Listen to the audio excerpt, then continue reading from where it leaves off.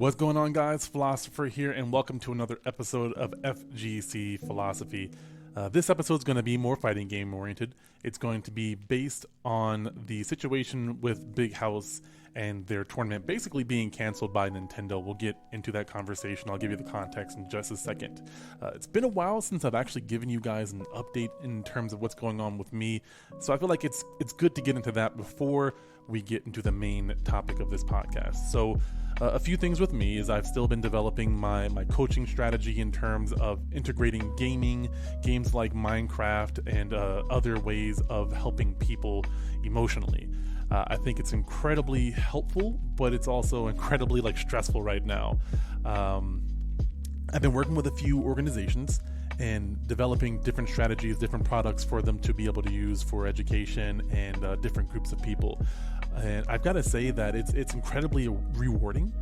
However, it's also been incredibly mentally overwhelming. I think to some extent, I've taken the burden of responsibility a little bit too hard and got kind of overwhelmed, and kind of just with the holidays coming up and everything just sorta focused mainly on just being around my family and my own mental health. I think I just got burnt out from trying to make content, from trying to make products that I've never done before, to keeping up with my own personal development practice, and everything just kind of got overwhelmed. And I just really wanted to focus on my own mental health and focus on my family, making sure they're taken care of, making sure I'm present when they're there, making sure I don't use technology as a babysitter for my son and actually am very present with him, making sure I'm hanging out with my wife and being present with her and not just on my phone waiting for each day to go by as we try to wait out this pandemic and wait out this presidency, to put it bluntly. I think we're all ready for a little bit of change. And for me, the whole political system, the election, everything just sort of drained me. I think leading up to the election, I shut down from social media. I uninstalled Facebook from my phone again. I had reinstalled it just to kind of keep up with the election and stuff like that. But it just got to be too much, too many arguments, too many conversations. As you've seen from my last couple of podcasts, they've been more social and political based. I don't think that's going to stop anytime soon, but I do have some passion for talking about fighting games again. And so I had an impromptu conversation with my friend to get back into that topic, to give a little introduction into that. Is I did my tournament. Every Monday we do a Street Fighter tournament on my channel. My friend and I guess kind of business partner hosts the Dragon Ball tournaments on his channel, Mega Maxstar. But on my channel afterwards, I had just heard about the Melee situation a couple days prior, and I was like, I want to talk to some Melee players, and there's been a few people in our community that play Melee but also play other fighting games. So I was like, hey, do you want to join me for the conversation after we do our tournament? Just an impromptu conversation, see how you feel about it. I want to get your take on it, your perspective. I had someone who was more neutral hop into the conversation, so that's been great to be able to talk about a topic and get multiple different perspectives. To go back to what's going on with me again for a second, I think for me that's been a huge frustration right now in America for me, is that I feel like I can't really conversate with people in a large group without it getting destructive. I feel like people are utilizing social media in a very unproductive manner, and as such, whenever we have these differences, it just kind of explodes. It's like we have these echo chambers. I see people talking to each other, getting these ideas, developing their ideas, getting more emotionally connected with them, and then they go back out into the non-echo chamber of the internet, and they share those thoughts, and all of a sudden you just have people at each other's throats and all this other kind of stuff. That said, I try to practice neutrality and understanding multiple viewpoints as much as possible. However, I do think people who, this is the way I see it, is people right now in this country who are kind of being the no-maskers, to me, they feel like the flat earthers gone wrong. And I don't say that to be disrespectful, and I am completely open to the idea that, maybe masks don't make a huge difference. But right now I'm under the assumption that it does, because it has in the past with other issues that scientists, besides just mainstream media, have talked about it working. So until that news comes out otherwise from reputable sources, I'm going to believe masks are the best way to go. And as such, I feel like people who are denying the existence of COVID, denying the usefulness of masks, they feel like what happens when you let a flat earther run wild, right? And share these ideas. And it's made me really, really think about the concept of censorship and free speech. And I don't like the direction that we're going in. But I've been incredibly curious about how we're going to be able to maintain having free speech when something like this has happened. It's incredibly concerning to me. It's a topic that I hope to talk about more so in the future. But right now, that's not the main topic. I just want to let you know what's been on my mind lately, because I've definitely been overwhelmed. I've been trying to meditate and think and plan a lot more. I kind of just wanted to stop doing things for a while. I wanted to just hang out with my family. I wanted to just play some video games. I wanted to just think about what I really, really wanted. My life has changed so drastically from when I started my personal development goal. And I think sometimes I fail to realize that my priorities have shifted from when I was younger. And I think sometimes I fail to acknowledge those priorities, and as such, I don't adjust my daily habits as such.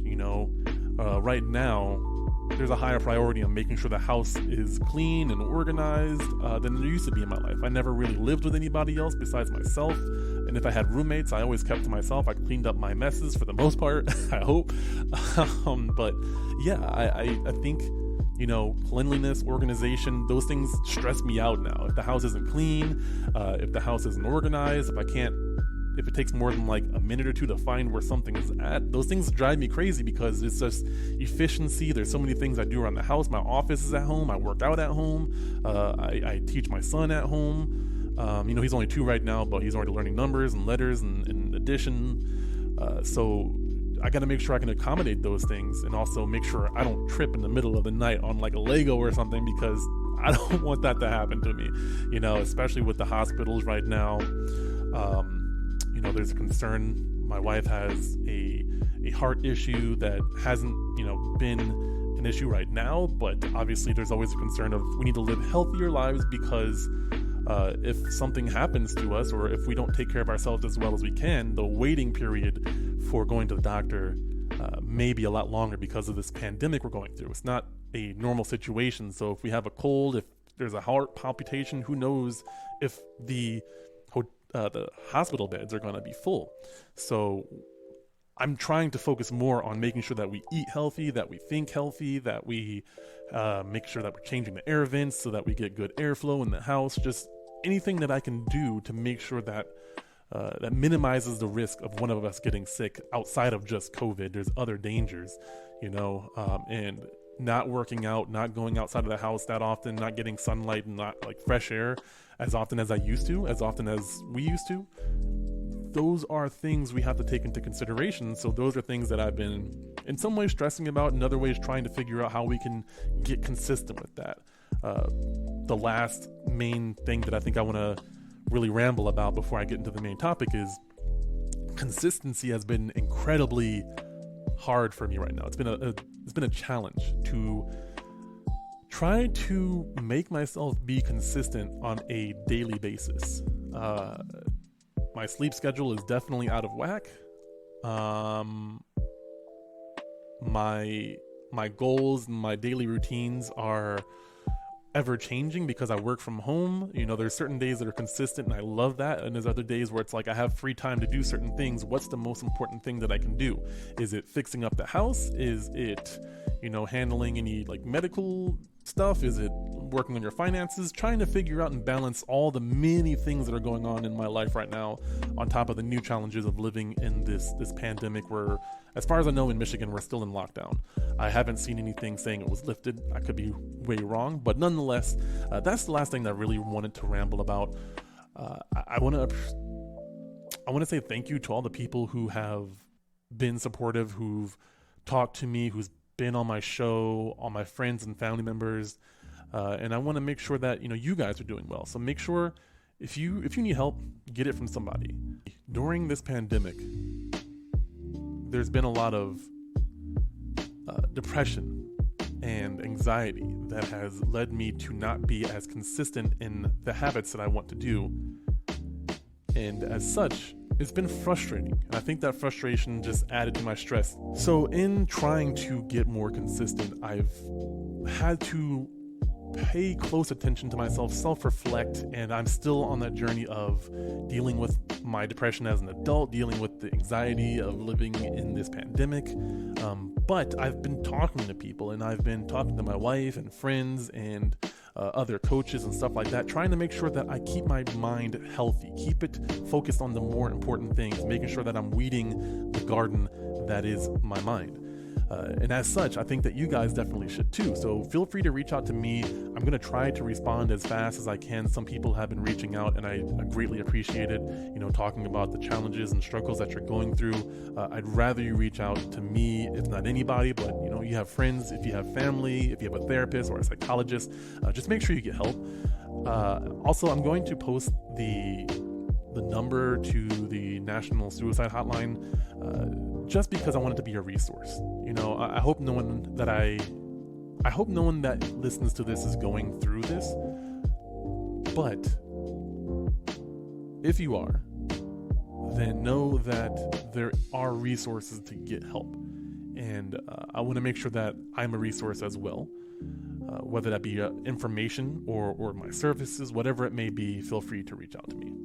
That said, thank you guys so much as always, and I hope you enjoy the show.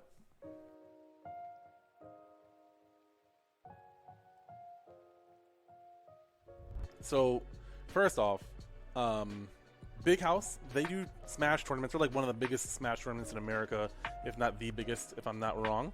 They're actually here in Michigan. They do their tournament at, is it MSU?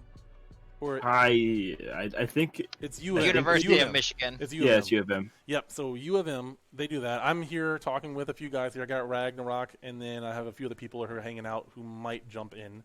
But nonetheless, this is the story right here. It says that Big House is heartbroken to share we've received a cease and desist from Nintendo of America to cancel our upcoming online event.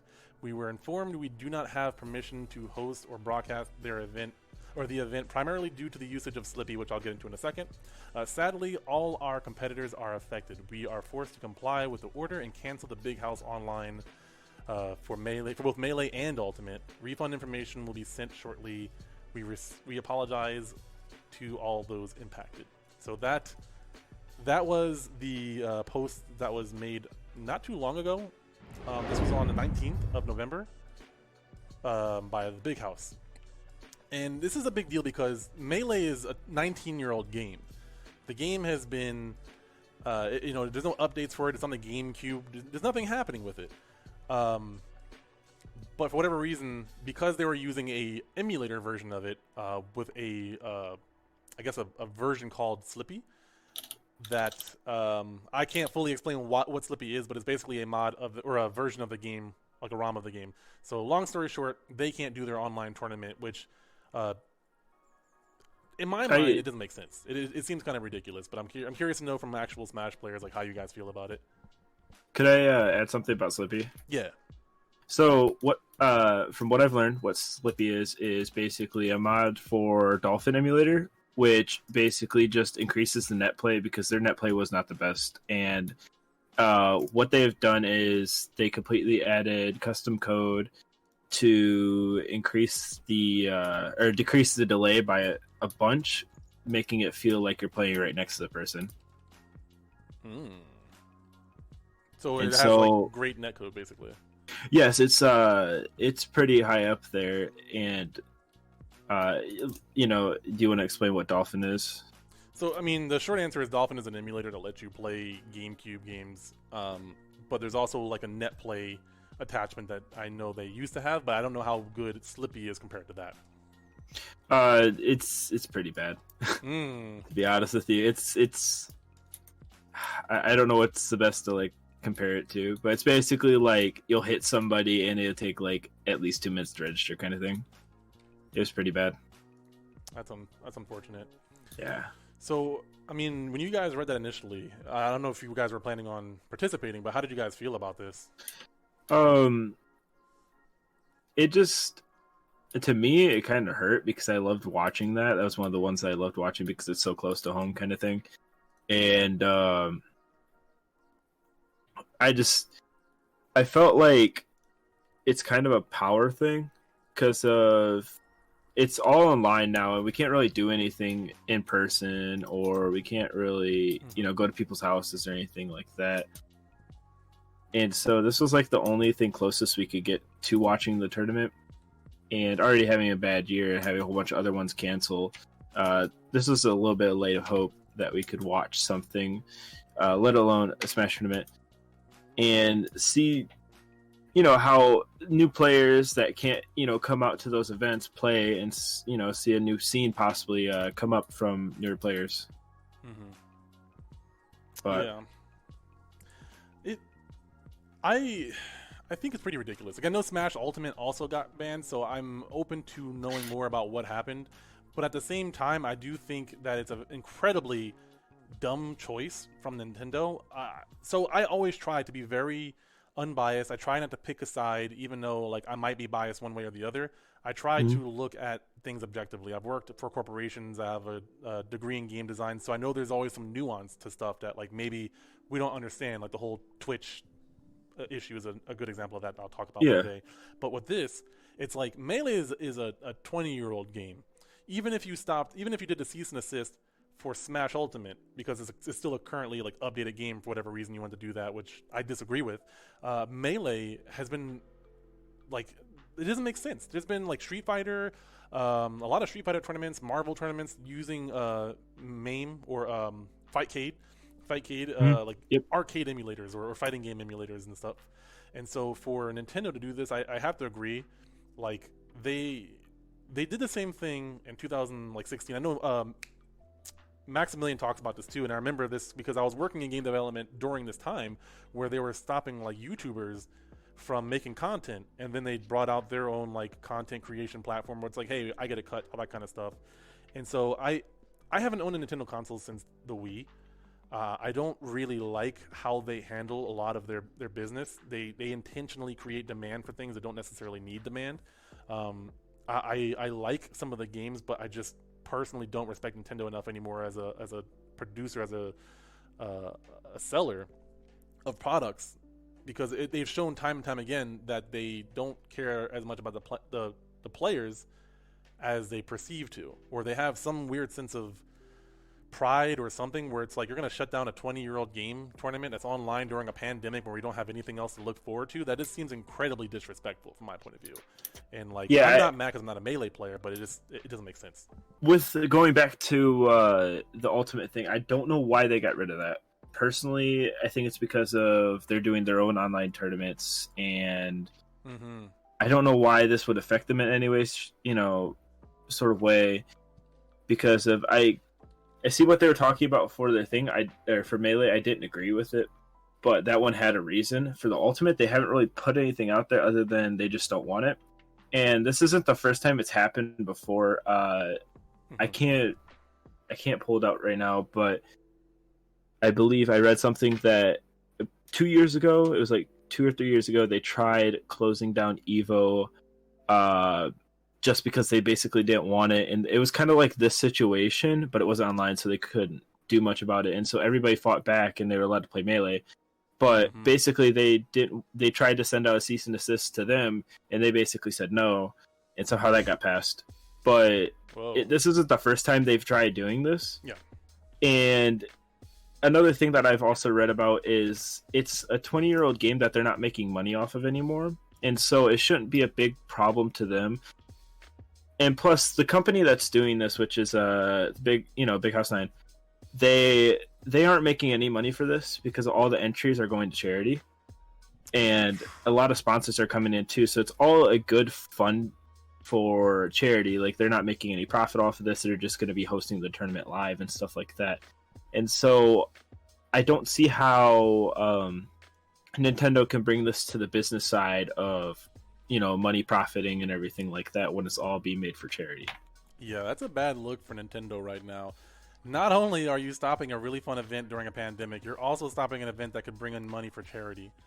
Like, so to play devil's advocate, one of the reasons, and I'll try my best to explain this, but I'm not good with legal jargon, but with emulators and ROMs, there's some technical, like, illegal Like, you have to actually have a copy of the game in order for you to have a ROM legally. Like, if you're distributing or you're like playing and sharing like ROMs and emulators of games that you don't actually own, there's some actions that can be taken against you by the manufacturers. And so you could argue that, one, you're encouraging people to download a game that they don't actually have because it's a tournament that they can, like, you know, supposedly win money, but they're not actually winning money. Nintendo is like really bad about gambling, so they don't normally do prize pools for their tournaments. At least they used to not do that. But also, like, they probably didn't do their research on that and didn't even know, because I didn't know that. But I'm trying not to get like too heated about this, because this is like making me mad thinking about it. But like, with modifying the game, you could make an argument that, hey, you're taking a game that you don't even own and you're modifying it to do something with it.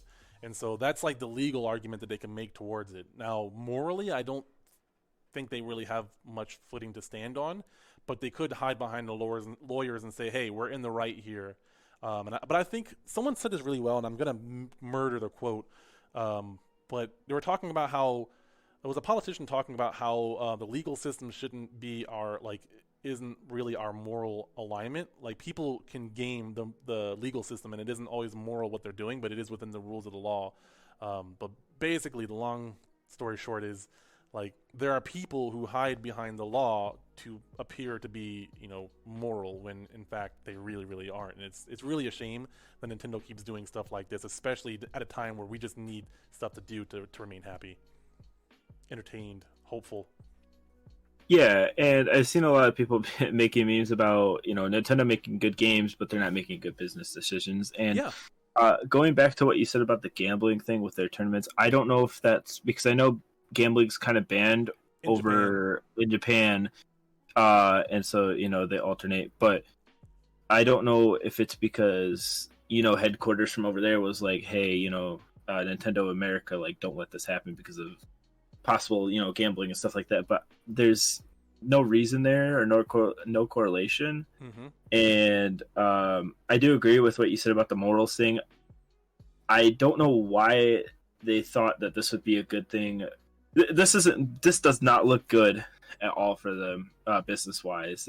To be honest, I've seen a lot of things like boycott Nintendo, or stuff like that. And there's also been other problems with not just Melee, but as of recently, there was a big thing that happened with, what was it called? With the new Hyrule Warriors that just came out. Yeah. And people over in Europe got it before some people over here in America, and so they wanted to stream it, and basically they got 48, or no, I think it was a 72-hour ban from Twitch through Nintendo because they were streaming it early, which, you know, they're allowed to. That was their release date. Yeah, they bought it retail. That's nuts. And on top of that, there's been a big problem over there with DMCAs on Twitch, and so every VOD of, it's either Melee or Ultimate, I can't remember which one, is being DMCA'd by Nintendo right now off of Twitch, taking a lot of, like, you know, views for Twitch channels, and taking all of those, like, memories and stuff like that. Yeah, I've heard of stuff like, I didn't hear about this specifically about Smash, but I just heard like lots of hours and hours of footage just getting deleted. I'm kind of curious about, like, my old job, actually, because I've done several Smash tournaments on the Twitch account for my old job. So I'm curious to know, like, I probably still have the login information, honestly. But anyways, that's not completely Nintendo's fault, but I'm sure they are capitalizing on that. I have to imagine. It's not Twitch's fault, I should say. Like, Twitch is kind of getting the shaft right now, unfortunately. But they're looking like the bad guys because a lot of people don't really know about, like, licensing and stuff like that. So they kind of played themselves with that one. If I may interject just a little bit. So my background is, I actually have been to law school. So when you're talking about them hiding behind their legal standards and using an emulator, so most of these tournaments that you see, you have to bring, either they have an official copy or you bring your own copies or something like that. Like say Street Fighter, for example, they use their own online, way of doing things. When you're running something, I know it's old game, and I do get that, but the way they see it, and it is technically in their rights to do so, is that there is an undistributed or unknown copy of the game going around that they don't have any direct control of. So it comes down, yes, it's what is it? Copyright laws and intellectual property laws. Yeah, IPs. Yeah, and so what they're doing is, I don't know fully what's happening here, but any emulator is generically viewed as negative as far as like a legal standpoint. And it's garbage that they are doing it where they're saying, yeah, this is because it's an emulator. They're pretty much saying that we didn't make any money off of these games. Like, you can't play this tournament, even though all the money being raised is going to charity. We still want our cut. We still want our royalties from the game title. Yeah. And so, I don't know. I guess it's like the cease and desist is more like saying, hey, this is our copyrighted material, and you want to make money off of our copyrighted material, but you didn't pay us for that copyrighted material. Right. Yeah, and that's what I'm saying is like, you explained it a lot better than I ever could. But they're technically within their rights to do what they're doing, Like, they're not doing anything legally wrong. Right. And that's why I like playing devil's advocate, because it's important to understand why they're within their rights and how that works. Because, like, again, a lot of people don't understand copyright stuff. And I think even though, like, I do agree that people, I have downloaded games, hopefully I don't get in trouble for this, but I've downloaded ROMs and games that I don't always own. A lot of times, like, there are games that I actually own. I just want to play the digital version of it. But I get that there are people who pirate games. That's, like, basically what's happening. Well, that plus streaming a tournament with pirated games. So there's, like, a lot of perception, I think, that might be involved. And so if they make any money outside of that, it takes money to run it. It takes money to do all this stuff. Unless it's just straight up coming out of pocket, they're saying, where's ours, right? And while it may be crappy the way they're doing it, it's like, well, you're using our money or our property to make money and generate revenue for whatever the purpose may be. Yeah. But you're not paying us to do that. You're using something that belongs to us without our permission. And that's probably why they came back with, it doesn't matter if nobody truly makes money off of it. You're generating revenue, whether it be through commercials, whether it be through donations and all this other stuff. And they didn't see any of that because it is a ROM hack. It is a, secondhand. Some other thought I want to put into here that's also possible is Japan has a different culture than us, and they take pride. They perceive pride differently from us. I think that's something that we can say without it being offensive. And I think part of this could be a perception thing. I don't exactly know how that perception could be from their point of view, but if you take an old game and you give it something that the actual developers weren't able to ever do, and give it like really good netcode, or maybe like showing mods or anything like that, it's like maybe they don't want their game viewed in a certain light. And we already know Sakurai didn't like this game as a competitive game, so there's already some motivation for trying to shut this sort of stuff down. So I think it might not be that, but I do want to put in there that I've seen companies do weird things because it's more about perception or pride or even just like control, and less so about just making money in itself, but also again still hiding behind that because it's like, hey, I'm in my right to get my cut or give you a cease and desist. So the motivation could have been more of like an emotional or prideful reaction. I'm not saying that necessarily is what's happening here, but I've seen Nintendo specifically do stuff like this in the past, where it's like, there is no chance of you even making money, so why not just let it happen? And it's like, these games aren't retailing anywhere, so it's not like we can even buy copies of the game to give to you. And then on the other part of that is that there's an actual from what I understand, because when I first started working in esports, I reached out to Big House and some of the people that ran it, and I asked them like, how do I do a Smash Brothers tournament on the up and up? And so they were one of the first ones to tell me that you would need to go to the Nintendo website and actually apply for a tournament. So more than likely, these guys actually applied for a tournament, got accepted, and then got rejected after they got accepted. I'm not positive, but more than likely, Big House is so big that they couldn't do a Smash Bros. Tournament under the radar. They'd have to go to this website. I can't remember what it's called, but it's not like it's something not Nintendo.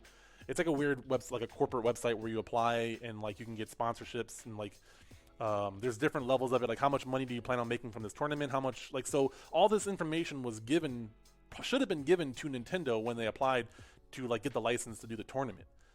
So that's something that's also incredibly concerning to me because I'm pretty sure that Big House applied for the license. So either they applied and got revoked, or more likely they applied, got accepted, and now they're getting a cease and desist because maybe Nintendo found out more information that they didn't like. So that's even more messed up. And I'm fairly certain that's the way it went. I mean, maybe I can reach out to the people that ran the tournament and get more info if they're willing to. But that's also something I just thought about from what you were saying is that they probably applied. Well, So if they applied, you got to also ask this important question: did they actually tell them that they were using the ROM hack? Or I'm sorry, That's I call it a ROM hack. But were they up and honest about what they were using, or did they just say, "Oh yeah, we want to host this game," and they're like, "Yeah, that's perfectly fine." But when they came back, they're like, "Whoa! You're not actually using our copies that we sold you." Yeah.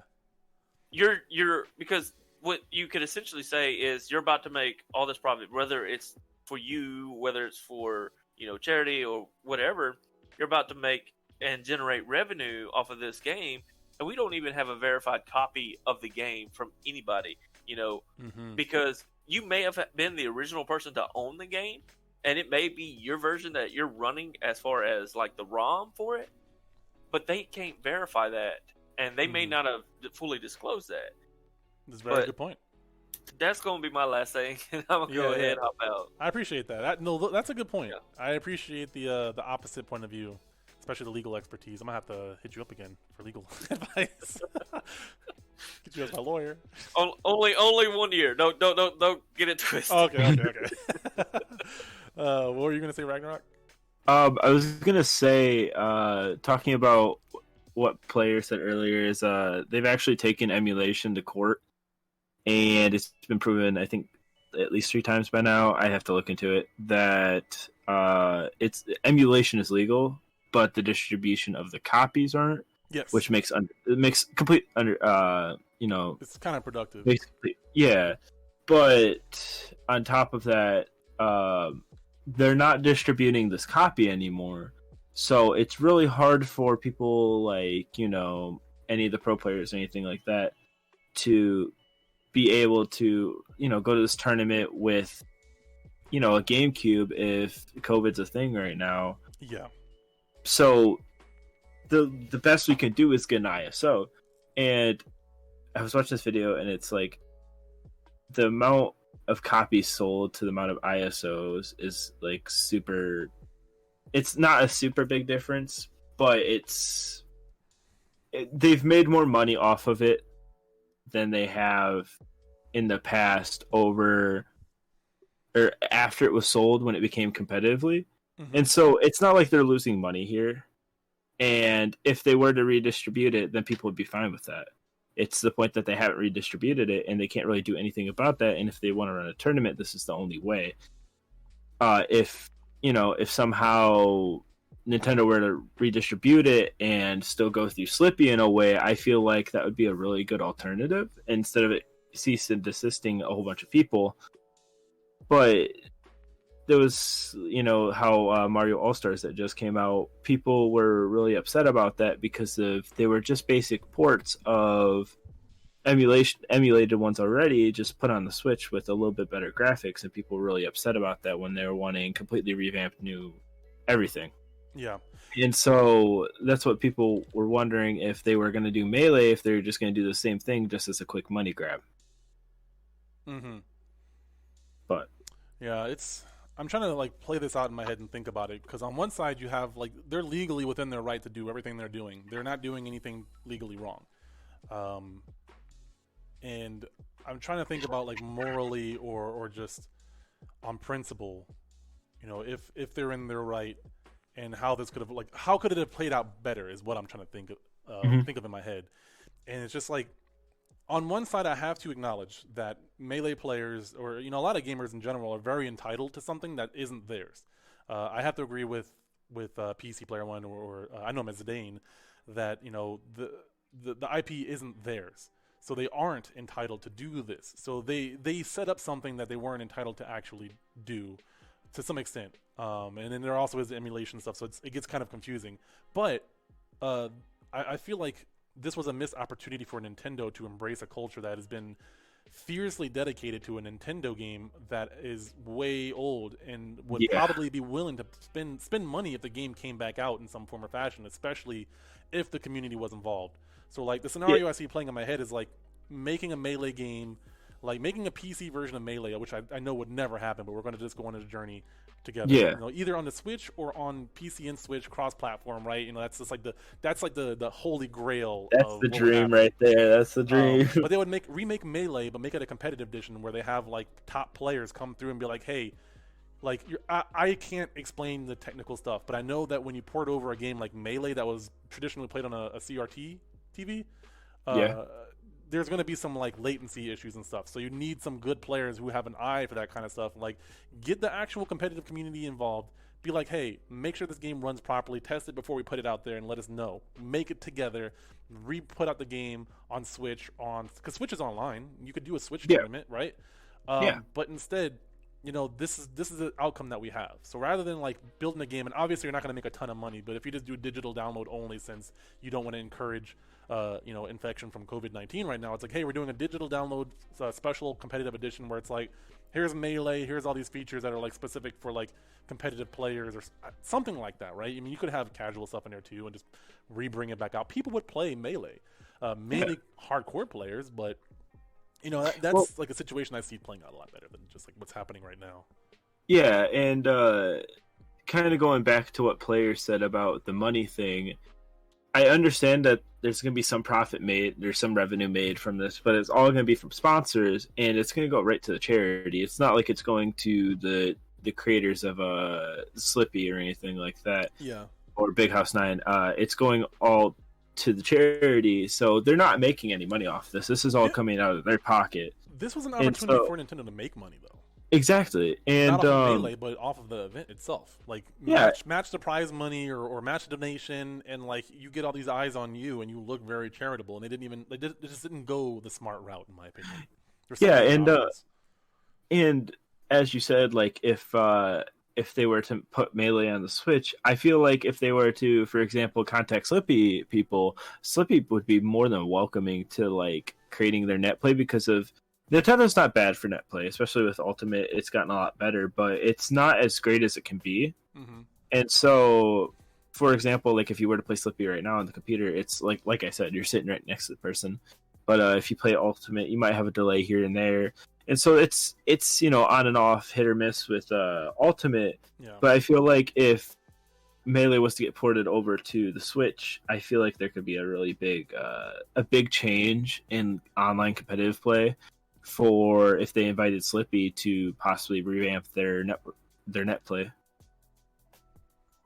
Yeah, I think it's an incredibly big missed opportunity where if I don't know what their logic is, because maybe it's just like really hard to port this game over for some weird reason. It just seems like they just don't want to support it in any form or fashion, but I really feel like if they just re-released it and actually just supported the competitive scene more, like I know it's not a huge chunk of Nintendo's like money, right? We're like a dime in the bucket, a drop in the dime, something like that. No, I don't know. With Ultimate, people were, you know, suspecting that this was going to be the next big competitive game for the Smash scene.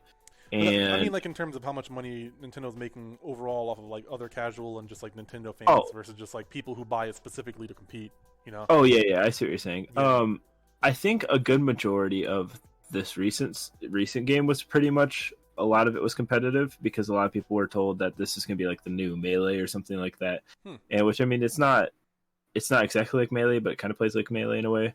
And so it was I would say a good portion of it was competitive players, and so doing stuff like taking away Big House 9, for example, with the melee, that one had a reason, but the ultimate didn't really, and so that one kind of was just like completely hurt a bunch of competitive players for ultimate, because of all they were going to do was just use their system and use their copies that are completely legal to play in that tournament. And so I don't know what they were gaining out of this one, but it's it's really looking bad on their end, in my opinion.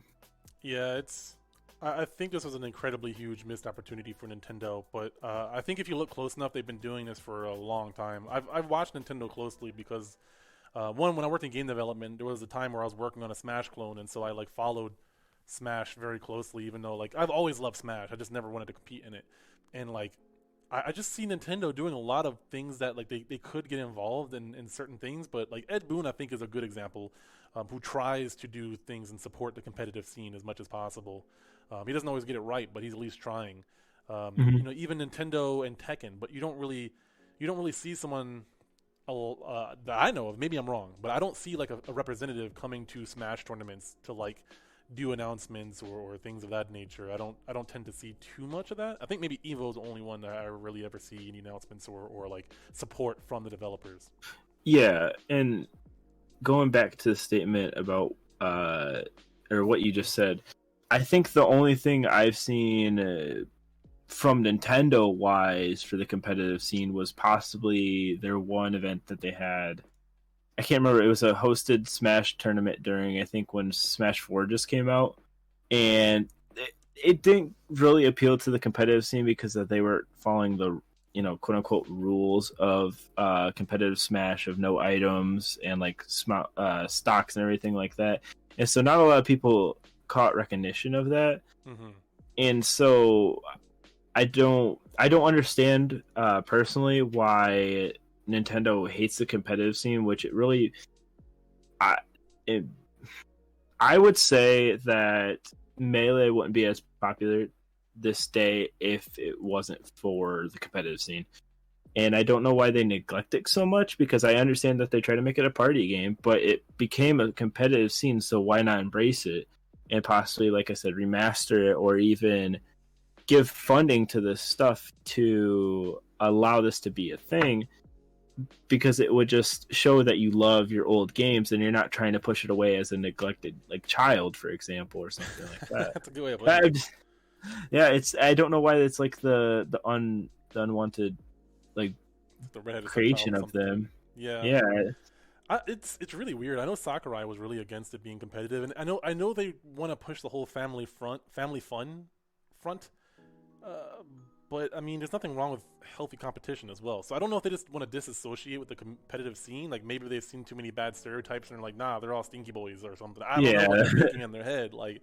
But it's just this is the issue I have with a lot of corporations. It's I don't inherently hate big corporations, because I've worked for several. I know there's actual good people that have good morals at the very top. It's just it gets lost translation the further down in the ladder you go. You hire one bad person, one bad manager changes the whole culture under them. Even if the CEO is an actual good person, you may never know that. But when I see an actual whole company just making these decisions, I worked at GameStop for 6 years, so I know how they sell their items. I know how they intentionally will lower the number of objects they get to create a high demand. So their shit always sells out, and they do that on purpose. They always release it around Nintendo time or Christmas time, because they want to create this demand where you buy all of them and it's gone. And I'm not saying it's smart, because you only make so many. It's actually very efficient. You sell what you make, and as long as you make enough to hit your projections, who cares? Why sell more? People are gonna want it anyway, right? But they know that they're creating a demand. They know that there's people who could be getting it right now, but they don't go that route. There might be some good reasons for that, they don't have to work during the holiday time or something like that. They're not worrying about production and stuff like that. There could be some good that happens as well. So I never want to just make an argument one way without at least introducing one contradictory argument to my own argument, right? Because I prefer to debate. But either way, I doubt that is the case, personally. It is possible, but I think they will like doing certain things their way, and they're going to do it their way. And I'm a big fan of boycotting. I'm not a big fan of cancel culture, but I am a big fan of boycotting. If you don't like something, don't buy it. Don't spend money on it. And unfortunately, I think we're in a situation where it's like a lot of a lot of Melee players have Stockholm syndrome because they're being abused by this company that like they just can't quit. They can't quit Melee, and I'm not saying they should quit Melee, but it's just like they're getting dunked on right now, and it's just not cool. It's really unfortunate. Going kind of back to what you said about how they're trying to stay family friendly, I understand that, you know, that's their company and everything like that, but it's a 20-year-old game. It's attracting an older audience. Yes, it might have, you know, the few younger players here and there, but the majority is, you know, older, I would say closer to 20-year-old people that are playing this game. And I don't know how this would really affect their family friendly if they basically were to like fund it or something like that. I mean, it's not like they have to advertise it or anything. It's just that at least give some support to it, because as you said, some Melee players have like a Stockholm syndrome with this game. And I feel like that's completely true, because if they put a lot of support into this company and they're not getting anything out of it, they've been pushed away for a long time now, and they still support this company. But by doing this, they have lost one of the biggest support like beams that they have for their company in general, because these Melee players are also the ones that grew up with like all the Marios and stuff like that. And I wouldn't be surprised if most of those players are still people buying a lot of the new games, like the new Marios or the new any other game. Oh yeah, a lot of and that's the thing is that this gets really weird because a lot of competitive Smash players are just Nintendo fans, right? They don't just play Smash. They play Zelda. They play Mario. They play all the other games out there, Monster Hunter, like Final Fantasy, if that's on there. They're not just dunking on the competitive community. They're dunking on other Nintendo players, and Nintendo, like, they're going to talk to their friends. Like, I don't play Smash. I mean, I don't play Melee or anything like that, but just seeing this post makes me mad and makes me not want to support Nintendo already more than I'm not supporting them. I haven't bought a Nintendo product since the Wii, right? I didn't buy the Wii U. I didn't buy the Switch. I don't have enough motivation to buy it to justify buying it. Yeah. Two, I just don't like the way I believe in boycotting. I don't buy from people I don't like because they do shady things. So I mean, I guess if there was an ending to the story is don't support somebody that is abusive to you. Melee is a great game. I'm not saying quit Melee, but I would, if I had to interject my opinion, is stop supporting Nintendo until they learn their lesson. Hopefully they change their mind, but you can't expect change if you're encouraging bad behavior. Exactly. So don't encourage their bad behavior by buying other Nintendo games that aren't Smash Bros or anything like that. Stop buying those games as much as it hurts. Yeah. So I don't know. That's my thought on it. I'd love to know what people who listen to this think about the situation, how you feel about it, and what if you think Nintendo is in the right or in the wrong. I'd love to know what you think, what you guys think about that one. Any finishing thoughts for you, Ragnarok? I just want to say, if they're gonna do things and bring back like old like how they do their NES and their Super NES on the Switch and everything like that, they're still supporting those old games, and they obviously want to resell them. I just don't understand why this one can't get the same love as the other ones, because of, like I said, they would make another $1 trillion from this thing. It would be a big thing if they were to remaster it. But I just feel like it's a scene that's neglected, and it shouldn't be neglected, because of there's still I wouldn't be surprised if like the Tekken scene from like Tekken 3 are still loved by the creators, because they're just still showing their support for a game that has made a big impact to the competitive scene for them. Yeah, absolutely. And I think that's well said. The only thing I'd add on to that is that I think it's beyond being neglected. They're not like, I think they would do well. The Melee community would do well if they were just left alone. But they're not only being neglected, they're actually being like trounced on, It's like, hey, we made our own mod for the game. We're not asking you to do it online. We've created this stuff for ourselves. We did everything. We're just asking that you leave us be and let us enjoy this game that you guys made. So it's like, they are neglected, but they also are like just being abused as well. It's really unfortunate. Yeah, I feel like it's a love-hate relationship with the community, and right now it's in the hate, really big hate from the community. And I just don't think it's fair morally.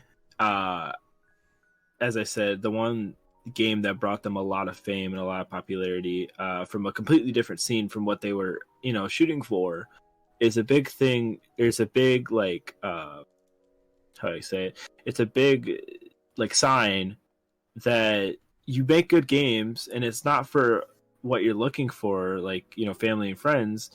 And this means that you have a lot of variety to work with. And if you have that variety, you might as well love it all, especially if it's from like I said, a completely different scene than you're looking for. That's just more money for you, and that's more support to, make it further in your business. I agree. With that, I will end this week's episode. I'm really it's an exciting episode to talk about, but it's not a fun episode to talk about because it's just not cool. It's unfortunate, but nonetheless, we will be here wanting to know your opinion. I love to know any interaction, whether it's on Twitter. I'll have my social media stuff in the links, and then if you want to share any social media stuff for Ragnarok, I can post that in the show notes as well. I guess just drop my Discord or whatever. Whatever works. I just want to say thank you for having me. It was fun. Yeah, I appreciate you talking to me.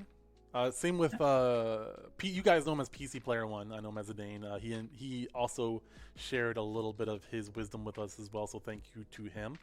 That said, I'm going to get out of here. Thank you guys so much. Thank you to my guests as well for joining me, and I will see you all. Thank you again. Thank you again. In the next one. All right, guys, thank you so much for listening to this podcast. It has been a fun one. Having a more impromptu conversation. I liked it a lot. Shouts out to Ragnarok and Zidane for hopping on there. I'll put some of their social links if they are open to it in the description or in the show notes as well. But yeah, thank you guys so much for listening to this podcast. Look forward to more content from me. Make sure you guys subscribe so that you can get notified when I do upload. Hit that bell notification if there is one. If you're listening to this on YouTube, make sure you do that. I do upload kind of sporadically right now just because of the lifestyle that we're living. However, I'm trying to make sure that I improve my content. I'm also diversifying the topics that I talk about. So thank you guys so much. Stay tuned for more content. And as always, I will see you all in the next one.